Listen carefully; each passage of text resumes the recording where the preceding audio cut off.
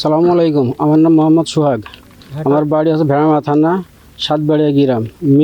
মৃত আইজুল হক পিতার নাম। আমি লালপুর ঘাটে চাকরি করি। কাকন আমার আছে ভাইরা। আমি সেই সোর্সে বালুরঘাটের চাকরি করি, বালুরঘাটের ম্যানেজার। তো এখানে যে টাকা আদায় হয় এখান থেকে টাকা দিয়ে এখন সাংবাদিক হলো 25,000, নো ওসি 26,000, মিন্টু সাংবাদিক 5,000, ঝন্টু 5,000, টহল পুলিশ 10,000। 3-2-25 থেকে 22-4-25 পর্যন্ত প্রত্যেক নৌকা প্রতি 300 টাকা করে দিই।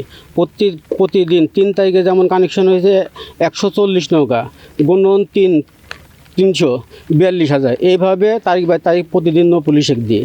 DC office 1 lakh, circle Lalpur 50,000। এভাবে টাকা দিয়ে থাকি প্রত্যেক জায়গায় জায়গায়।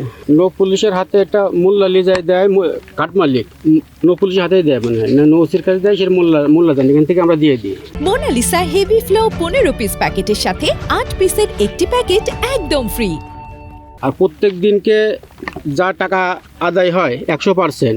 এভাবে কাকন ভাই 20%, মোল্লা ভাই 10%, রফিক ভাই 20%, মিলন ভাই 15%, ফারহাদ ভাই 12%, হেলাল ভাই 13%, বিপ্লব মালিতা 5%, শিল্পী মামা 5%। এটা মামলা প্রক্রিয়াধীন।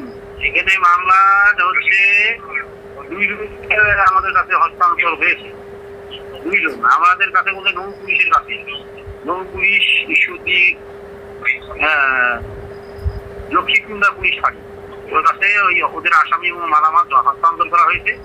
ওরা এজাহার দাখিল করতেছে নৌ পুলিশ পক্ষ থেকে, একটা এজাহার হবে। তারপর মামলা প্রক্রিয়াধীন।